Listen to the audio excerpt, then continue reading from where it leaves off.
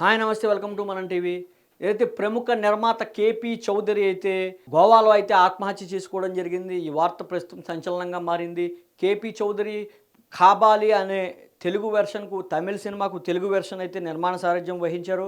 అయితే అనంతరం ఆయన 'గబ్బర్ సింగ్', 'సర్దార్ గబ్బర్ సింగ్' అదేవిధంగా 'సీతమ్మ వాకిట్లో సిరిమల్లె చెట్టు' సినిమాకు కూడా ఆయన డిస్ట్రిబ్యూటర్‌గా వ్యవహరించిన పరిస్థితి అయితే ఉంది. అయితే గత కొంతకాలంగా 2023లో ఆయన ఒక డ్రగ్స్ కేసులో అయితే చిక్కుకున్నారు. సుమారు 93 గ్రాముల కొకైన్ ఏదైతే ఉందో డ్రగ్స్ 12 మంది దాకా ఆయన అమ్మినట్లుగా అయితే ఆయన ఒప్పుకోవడం జరిగింది. ఆ కేసులో అయితే సైబరాబాద్ పోలీసులు అయితే ఆయన్ని అరెస్ట్ చేసి జైలుకి పంపించడం జరిగింది. ఆయన 2023 సెప్టెంబర్‌లో జైలుకెళ్ళిన అనంతరం అదే సంవత్సరంలో డిసెంబర్‌లో అయితే బయటికి రావడం జరిగింది.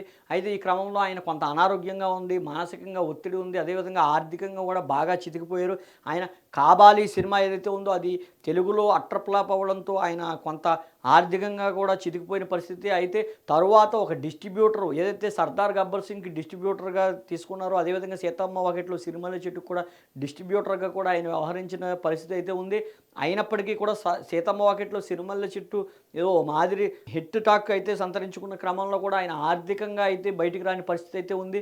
అనంతరం ఆయన కొంత మానసికంగా జైలుకు వెళ్ళొచ్చిన తర్వాత నలిగిపోయినది అయితే ప్రధానంగా ఆయన మానసికంగా ఒత్తిడికి ప్రధాన కారణంగా అయితే చెప్పుకోవచ్చు. ఈ క్రమంలో గోవాకు సంబంధించిన ఒక ఇంటిలో అయితే ఆయన ఉదయం తలుపు తీసేసరికి ఆయన విగతజీవిలా పడి ఉన్నారని అయితే సమాచారం అందుతుంది. ఈ క్రమంలో గోవా పోలీసులు అయితే దాని సంబంధిత కేసుపై అయితే పూర్తి విచారణ చేస్తున్నారు.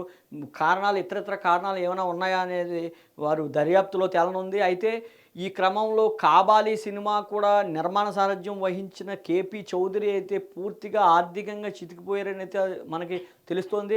అయితే అనంతరం గోవాకు సంబంధించిన గోవాలో 'ఓం పబ్' అంటూ కూడా ఒక పబ్ అయితే ఆయన ప్రారంభించడం జరిగింది. అదే పబ్బులో కొంత డ్రగ్స్ కలకలం రేపింది.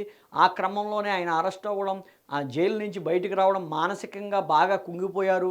అదేవిధంగా అనారోగ్య సమస్యలు కూడా ఇటీవల ఆయన వెంటాడాయని అయితే సమాచారం అందుతోంది.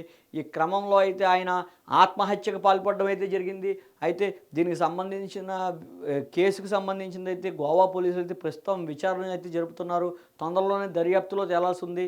ఏదైతే కేపీ చౌదరి ఉన్నారో, కేపీ చౌదరికి మృతి పట్ల అయితే కొంతమంది సెలబ్రిటీలు కూడా సంతాపం వ్యక్తం చేస్తున్న పరిస్థితి అయితే ఉంది. కొంతమంది తారాగణం అయితే ఆయన మంచి వ్యక్తిని, ఆయన మనసున్న వ్యక్తిని, ఆయన పరిస్థితులు అనుకూలించలేదంటూ కూడా, తాను లేని లోటు కూడా ఎవరు తీర్చలేని పరిస్థితి ఉందంటూ కూడా సంబంధిత కొంతమంది సినీ చిత్ర పరిశ్రమకు సంబంధించిన వ్యక్తులైతే ఒకరి తర్వాత ఒకరు స్పందించడం అయితే జరుగుతుంది.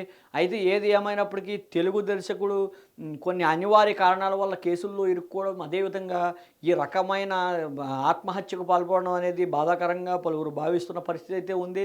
అయితే దీనిపై అయితే ఖచ్చితంగా పూర్తి విచారణ చేపట్టాలి. ఎందుకంటే గతంలో కూడా కేపీ చౌదరి అధైర్యం పడలేదని ఏ సందర్భంలోనూ, మరి 2023లోనే ఆయన బయటికి వచ్చారని, అయితే 2025లో ఆత్మహత్యకు పాల్పడడానికి ప్రధాన కారణం ఏంటో ఖచ్చితంగా పోలీసులైతే ఛేదించాలంటూ కూడా వారి అభిమానులు ఎవరైతే చిత్ర పరిశ్రమలో ఆయనకి అత్యంత సన్నిహితంగా ఉన్నారో, ఆయన కుటుంబ సభ్యులు కానీ అత్యంత సన్నిహితమైన మిత్రులు అయితే కోరుతున్న పరిస్థితి అయితే ఉంది.